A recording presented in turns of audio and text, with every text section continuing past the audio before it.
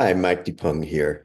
And if you listened yesterday to the video that I uh, uploaded, I would hope that you would continue today with me because it follows up something that was not an easy video to make or an easy poem that I wrote that you read. I could hear, for those of you that don't know me very well, I do work in a shamanic path because I am aware of and have developed and nurtured relationships with the spirits of nature all about me, with the spirits of those from the other worlds, other realms, and I can hear the collective energies that are about me. And the poem that I read yesterday about the wisdom of a child was about a little girl and a commander of an army. And well, if you listened, you know. Today, the poem that I want to read is some of that tough love that I mentioned at the end. Sometimes tough love doesn't mean that, oh, you're harsh to somebody. It just means sometimes that it's hard to accept, especially when our big adult egos get in the way. There are a couple of, I don't normally use Bible verses, but there's some great things, um, quotes in the Bible. And one of them is from Isaiah 11, and it talks about that a little child shall lead them, that the wolf shall lie down with the lamb, and I don't know exactly anymore, but that a little child should lead them. That is about the establishment of government in Israel and what in a future day, and still future for in the eyes of some, but it has to do with having that spirit of inner child. That is what I have spoken of as heart energy. It's the energy that we come with. We come with ego and heart. And heart is the way we came to process and live. So by definition, by virtue of that, it is the spirit of a child of love that should be our touchstone. That's what we should measure all against. And at the beginning of this month, I actually the first um, the first video I did for the beginning of National Poetry Month, kind of an introduction to it, was about the touchstone of love.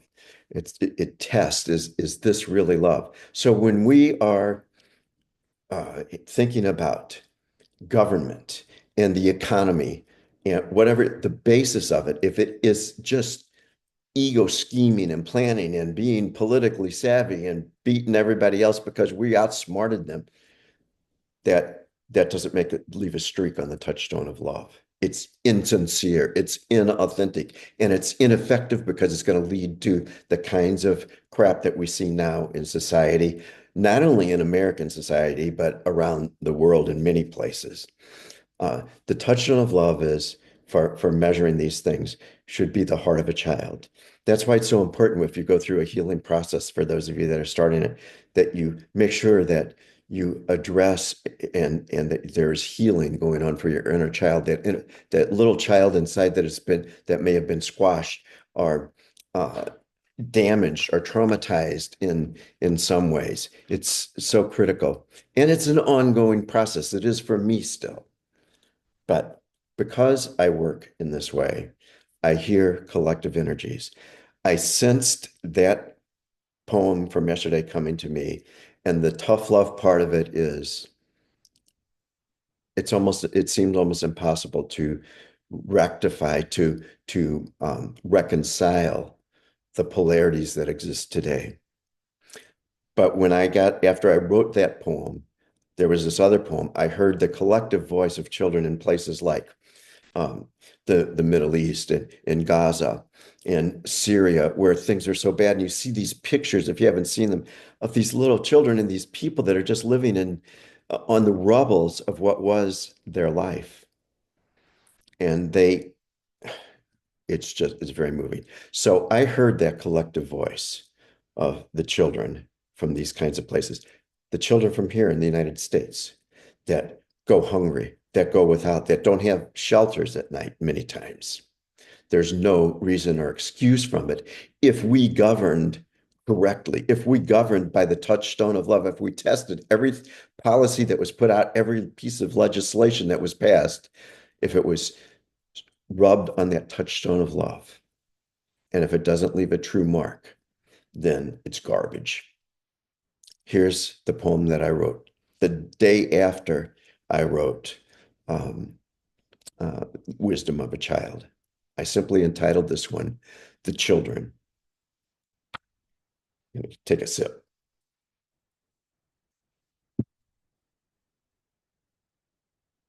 By the way, before I begin this, let me just say this. This is the spirits of life all about me, the energies of life that we all have access to. This isn't like you wait for, like I'm some kind of a uh, priest or something that tells you what is said. I can share with you what I have seen and heard, but you can do it for yourselves too, and for others. So listen with your heart. Okay, now here you go, but with your heart, kind of get in that mindset right now. The children.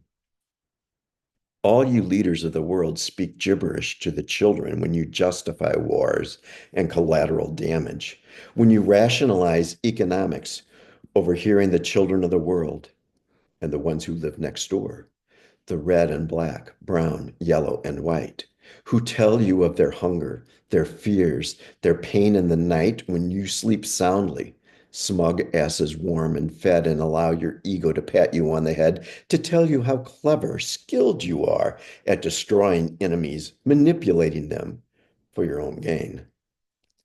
The children know. Love is supreme.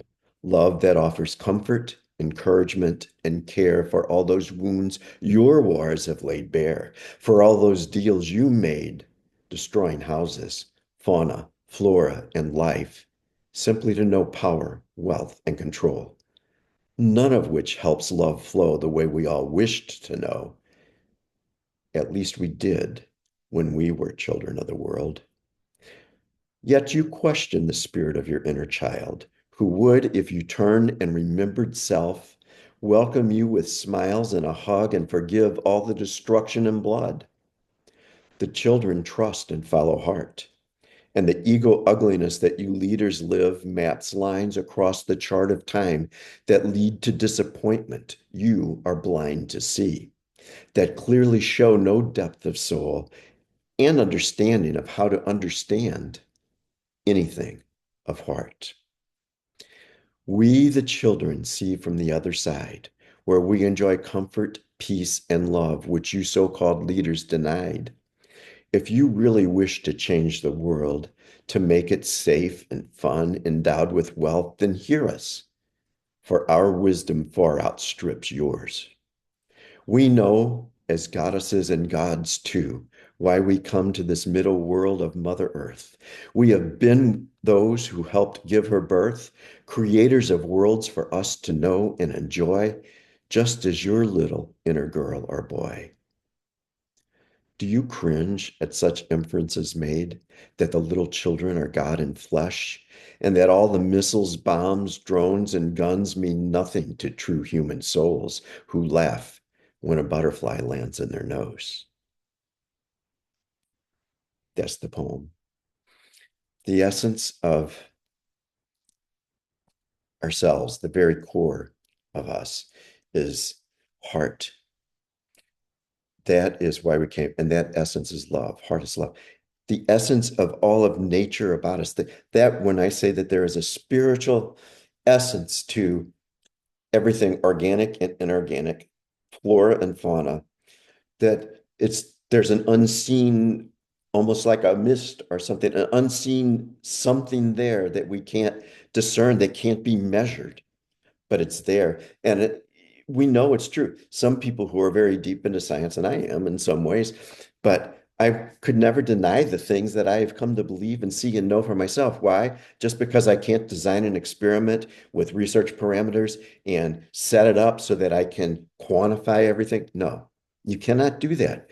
And I know this is true because there wouldn't have been, the history of humanity would not be one that is filled with, as one of the major driving forces of life, with quote unquote religion, with this quest to know the spirit essence of all, that there's this sense that there is more. There is more. And it's there for us to know. And I experience it every day. Am I totally happy? And am I totally like everything's fine? No, not by a long shot. But you know what? At the end of the day, I can go and I can speak to my spirits and they can help. They can help guide me. I can hear it, but it's a co-creation type of thing. I hear them. I know it in my heart when I'm using heart energy. These little children that I write of, that I heard them, their voice collectively say this, you know, in the New Testament, in a couple of the Gospels, Jesus said, unless you become as little children, you cannot enter the kingdom of heaven. If you cannot think, if you cannot connect with that inner child, that's a problem because that means you're wounded. That means you need healing. And you might be able to get help from some people. Maybe it's just through listening to videos or reading books, but whatever you do, I would encourage you to hear the voice of the children. The stuff that's going on now, like kidnapping uh, citizens and non-citizens off the street by this ICE group, the immigration group, and dressing there. I don't know. I become speechless in some ways. It's wicked. It's wicked in the sense of these people close their hearts. They close themselves from their hearts. They have rejected the voice, that still small voice of their own heart. Because you can't treat people like that. That's not the way a child would do it. Listen, the only solution to the way things are now, ultimately, and I shared this when I wrote several weeks ago about Walt Whitman, who saw the same thing after the Civil War. I spoke of Walt yesterday in the Civil War. Um, he knew that treaties and victories, war victories, and laws and lawyers, legal documents, that none of that would ever affect true peace. The only thing that would, he said, is love. And I'm happy to be in company with Walt Whitman. I want to read one more thing, one more quick thing that I had written. I'm not much on haikus, can be really cool and they're fun. And some people take them super seriously. I do when it comes, they just occur to me. And this one did when I was writing this little book. If you haven't had this, you can order that too. Um, almost from many sources. Martin, Maya, and Me, A Brief Exploration of Social Injustice. The way I open the whole book is with a haiku, and it's called Natural Consequences. Red, black, brown-fisted clouds quenched fire 500 years, loosed, freedom thunders. All of this control of all of these who are the other, who are not like white Anglo-Saxon Protestants or even Catholics, the white supremacy, people who are not like them, not like us, not like the way I look, they have been oppressed all these centuries. What is happening, what will happen now, because this has come to a head, ego and heart. They're knocking against each other. There has to be a reconciliation of these polarities.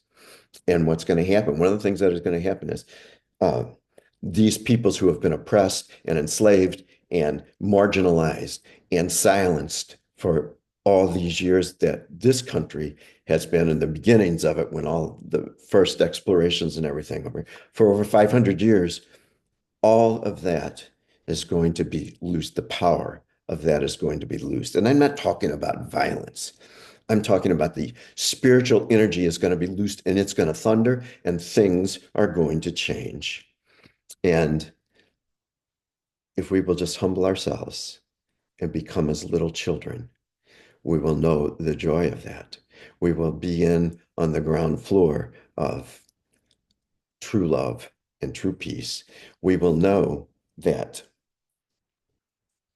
the children do speak, that it is the children do have the wisdom and all of this other bullshit, all of this other maneuvering, gerrymandering in the state of Missouri where I live, where it was clearly voted on last fall that um, uh, that there would be abortion rights, and not just abortion, but health care rights for women especially. And all of this has been is being trying to be overturned in the Republican legislature now in Missouri.